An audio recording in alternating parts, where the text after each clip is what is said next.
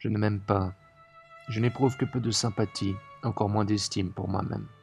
De plus, je ne m'intéresse pas beaucoup.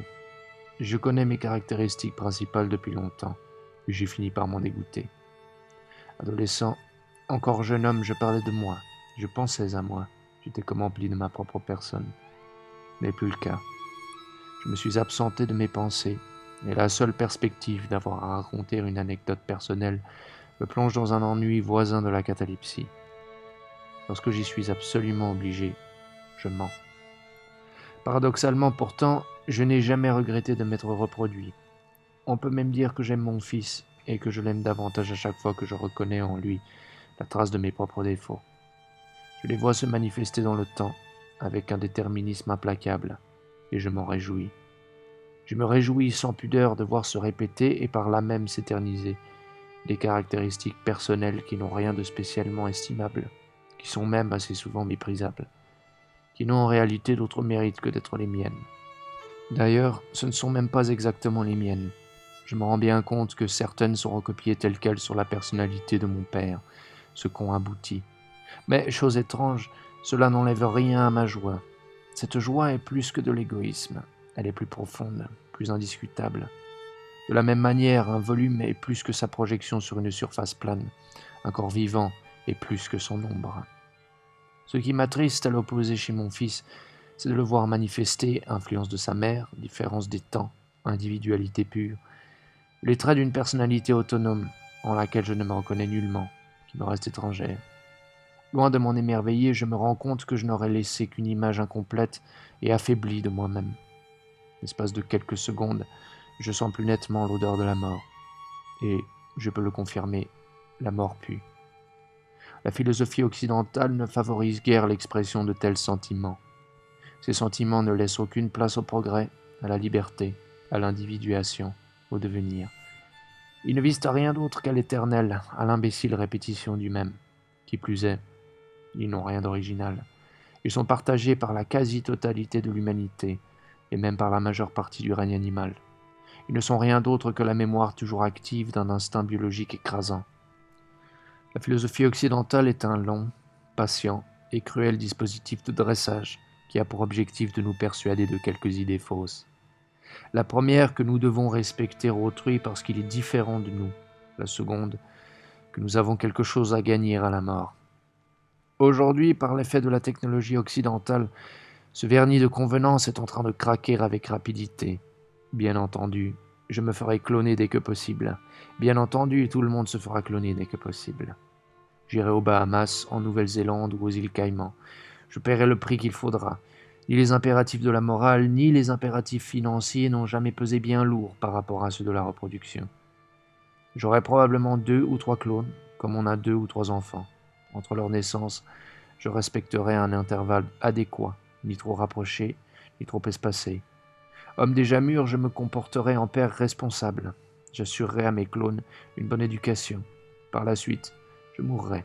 Je mourrai sans plaisir, car je ne souhaite pas mourir. J'y suis cependant, jusqu'à preuve du contraire, obligé.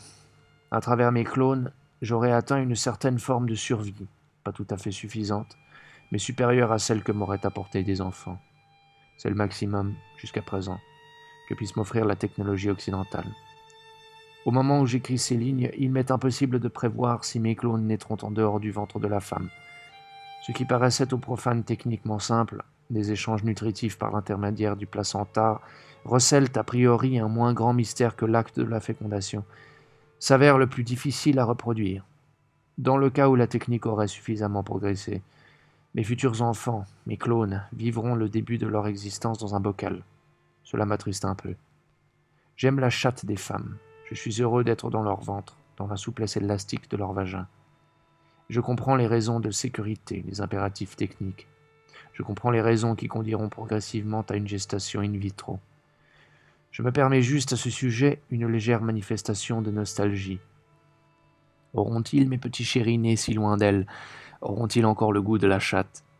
Je l'espère pour eux, je l'espère de tout mon cœur. Il y a beaucoup de joie dans ce monde, mais il y a peu de plaisir, et si peu qui ne fassent aucun mal. Fin de la parenthèse humaniste. S'ils doivent se développer dans un bocal, mes clones naîtront, c'est une évidence, sans nombril. Je ne sais pas qui a utilisé pour la première fois dans un sens dépréciatif ce terme de littérature nombriliste, mais je sais que ce cliché facile m'a toujours déplu. Quel serait l'intérêt d'une littérature qui prétendrait parler de l'humanité en excluant toute considération personnelle, hein? Les êtres humains sont bien plus identiques qu'ils ne l'imaginent dans leurs prétentions comiques. Il est bien plus facile qu'on ne l'imagine d'atteindre l'universel en parlant de soi. C'est là un second paradoxe. Parler de soi est une activité fastidieuse et même répugnante. Écrire sur soi est, en littérature, la seule chose qui vaille, à tel point qu'on mesure, classiquement et avec justesse, la valeur des livres à la capacité d'implication personnelle de leur auteur. C'est grotesque si l'on veut, c'est même d'une impudeur démente, mais c'est ainsi. Écrivant ces lignes, j'observe effectivement et en pratique mon nombril. J'y pense rarement, d'habitude, et c'est tant mieux. Ce repli de chair porte à l'évidence en lui le signe d'une coupure, d'un nœud hâtif. Il est le souvenir d'un coup de ciseau par lequel j'ai été, sans autre forme de procès, projeté dans le monde, et sommé de m'y débrouiller par moi-même. Pas plus que moi vous n'échapperez à ce souvenir. Vieillard, même quand vieillard, vous conserverez intact au milieu de votre ventre la trace de cette coupure. Par ce trou mal refermé, vos organes les plus intimes pourront à tout instant s'échapper et pourrir dans l'atmosphère.